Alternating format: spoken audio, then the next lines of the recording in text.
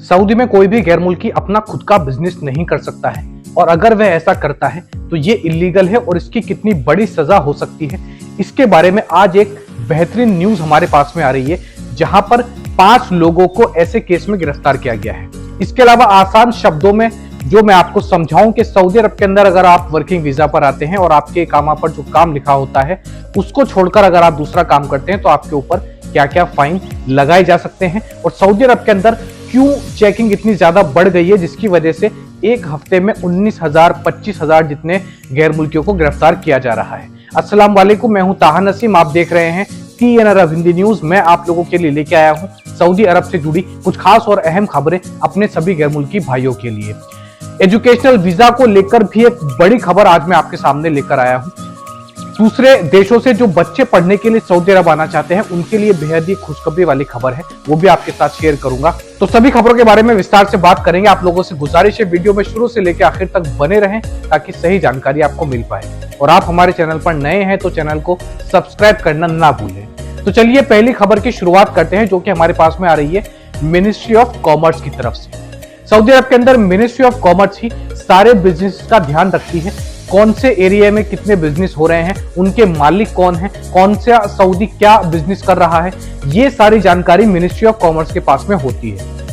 नजरान और मदीना से 5 ऐसे गैर मुल्कियों को गिरफ्तार किया गया जो कि सऊदी शहरी के नाम पर बिजनेस कर रहे थे।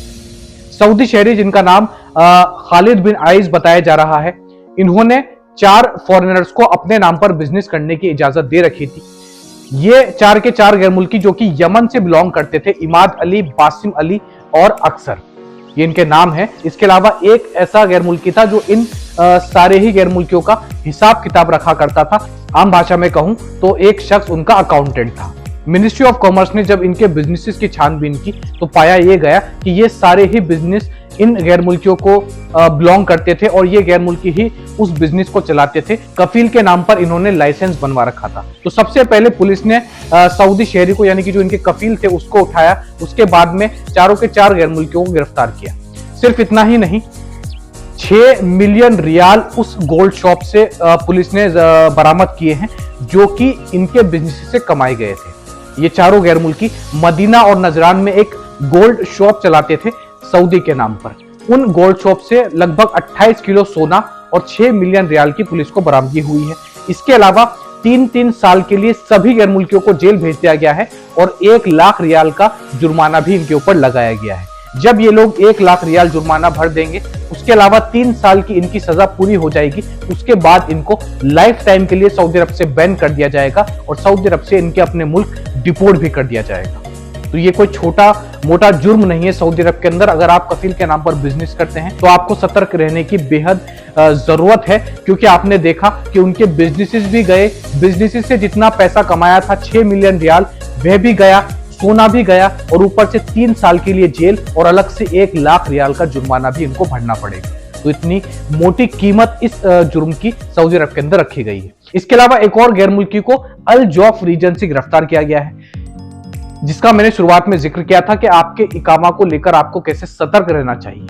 दरअसल इस शख्स का इकामा जो था वह हज्जाम का था, यानी कि बार्बर, जिसको आप आम भाषा में बाल काटने वाला बोलते हैं। ये शख्स अल जौफ रीजन में अपनी बार्बर की शॉप यानी कि हज्जाम की दुकान चला रहा था, लेकिन इसने उस दुकान के अंदर हिजामा का काम भी चालू कर रखा था। जो कपिंग होती है, ब्लेड कपिंग होती है, उसका काम भी ये अपनी बार्बर की शॉप के अंदर ही करता था।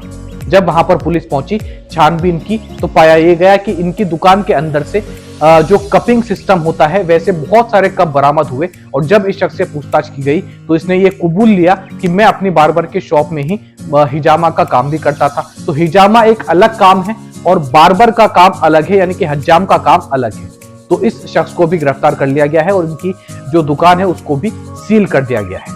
तो इकामा पे जो काम आपका लिखा होता है आपको वही काम करना होता है। उसके अलावा आप कोई और सा काम करते हैं तो आपको गिरफ्तार कर लिया जाता है और इसकी भारी कीमत चुकानी पड़ती है। तो ये 2 बड़ी खबरें थी जो गैर मुल्कियों की गिरफ्तारी से थी, और ऐसी गलती अमूमन सऊदी अरब के अंदर कई सारे गैर मुल्की कर रहे हैं। अब बढ़ते हैं अगली खबर की तरफ। एजुकेशनल वीजा का मैंने जिक्र किया था, तो सऊदी अरब के अंदर एक ऐसा पोर्टल, एक ऐसी वेबसाइट चालू की गई है जिसके जरिए आप किसी भी देश से दुनिया के किसी भी इलाके से बैठकर सऊदी अरब के अंदर हायर एजुकेशन पढ़ने के लिए अप्लाई कर सकते हैं।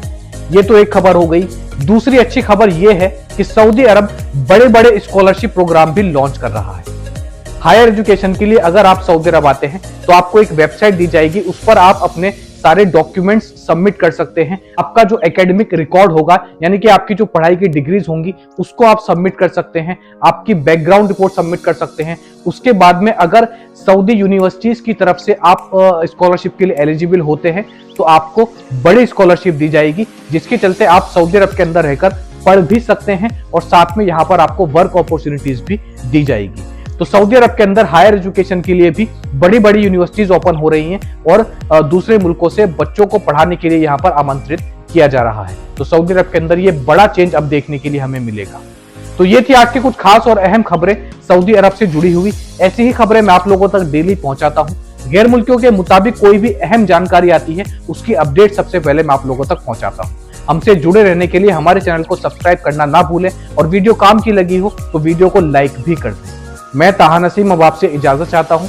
इंशाअल्लाह कल आपसे फिर मुलाकात होगी नई और ताजा खबरों के साथ। तब तक अपना ख्याल रखें।